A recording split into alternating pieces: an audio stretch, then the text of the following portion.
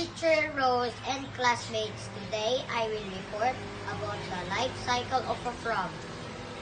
I want to start my report with a verse from Genesis chapter 2 verse 19. Out of the ground the Lord God formed every beast of the field and every bird of the sky and brought them to the man to see what he would call them.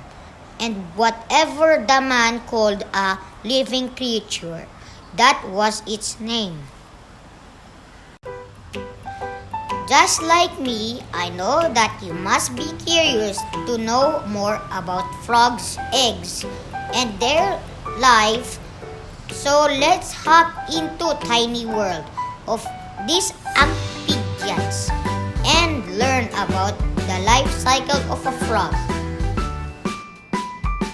It all starts with female frog laying hundreds of eggs, generally in a pond that vary in size, colors, and shapes. With different species, these eggs float in the surface of the water, coated with a jelly-like substance that acts as a protective layer.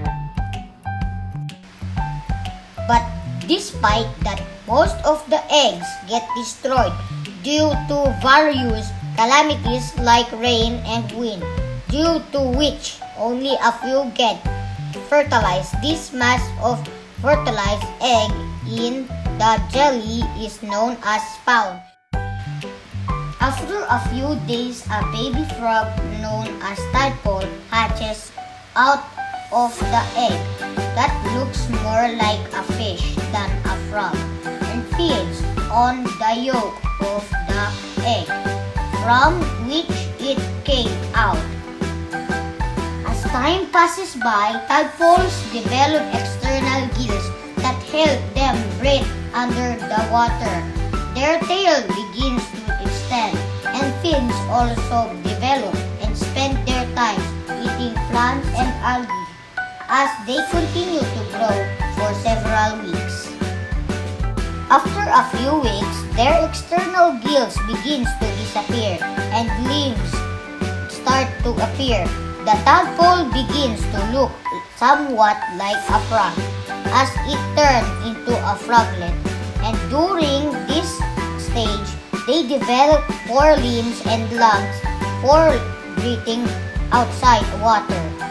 On the final stage, their tail becomes smaller and smaller and eventually disappears.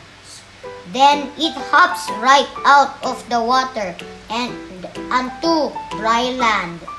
It's trivia time! Did you know that the tadpole uses the nutrients stored in its tail as food? So until its tail is completely gone, it doesn't need anything else to eat in its journey of becoming a young frog. It's question time! Please get a paper. Number 1. What do you call a baby frog?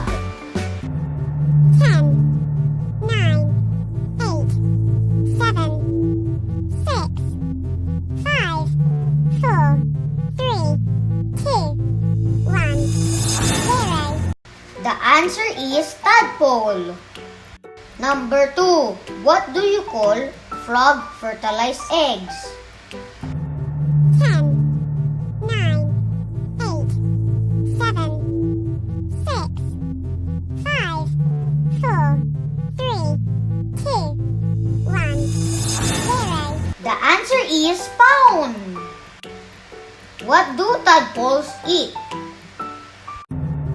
10, 9, 8, 7, 6, 5, 4, 3, 2, 1, 0. The answers are plants and algae. Number 4. True or false? Froglet is the stage where limbs start to appear. 10, 9, 8, 7, 6, 5, 4, 3,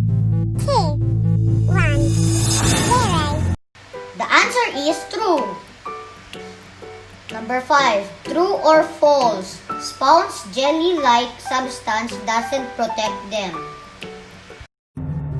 10, 9, 8, 7, 6, 5, 4, 3, 2, 1, 0. The answer is false. Thank you for listening. I hope you learned something from me.